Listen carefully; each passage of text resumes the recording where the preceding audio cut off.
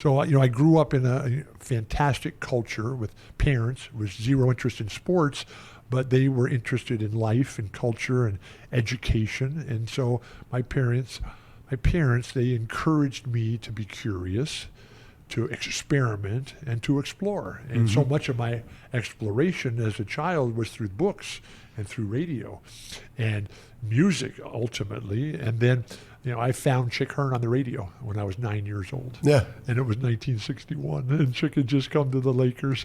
And from then on, oh my gosh, because while a lot of the musicians will talk about the influence that Bob Dylan had on all of them and all of us, and I concur wholeheartedly in that Bob expanded our horizons and made us think beyond the narrow confines of our own individual life. Well, that was Chick Hearn for me too.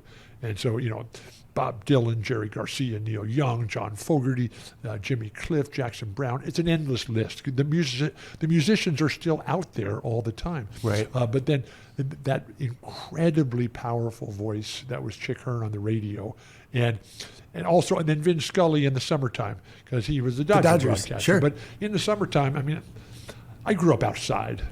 We had a house, but I was only in there when I was going to bed.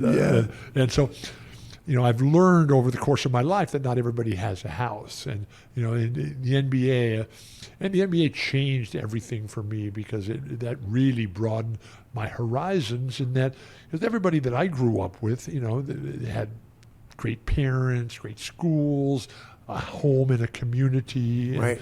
It was fantastic growing up here in San Diego. We thought the world was perfect. And, if the Pilgrims had landed over here at Point Loma, everything over there east of here would be wilderness. But Spencer Haywood, and read his phenomenal book called The Rise, the Fall, the Recovery. Spencer Haywood grew up without a house. He was basically a slave. Mississippi. Yeah. And, they're living outside. The family is. No house, no shelter. They live between the cotton fields on one side, where they worked in the daytime, and then the dump on the other side. And the dump is where they got their stuff, including their food. If they were lucky, they could kill a skunk.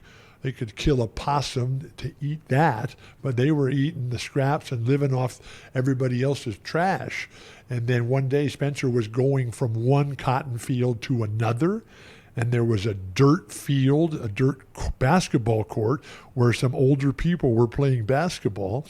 And Spencer, he didn't have any shoes. He just had a pair of cut-off jeans or shorts or whatever, and he's walking from the job and one field to the next, and he sees these guys playing basketball, and he's standing there. Here's this big dude, Spencer Haywood, no shoes, no shirt, nothing except his cutoffs. And they said, hey, why don't you come play with us? And so Spencer gets out there, never seen basketball before, gets out there and just starts throwing it down, and blocking shots and killing everybody, right?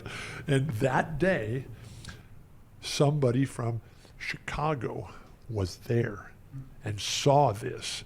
And when the game was over, he walked up to a young Spencer Haywood and said, young man, you should come with me and let me take you to Chicago. And from Spencer Haywood today changed the game, and he's in the Basketball Hall of Fame deservedly. Hello everyone, I spend a lot of time trying to get you guys nice videos, so please subscribe to this page, and please subscribe to my second page. The link to my second page is in the description section. Thank you.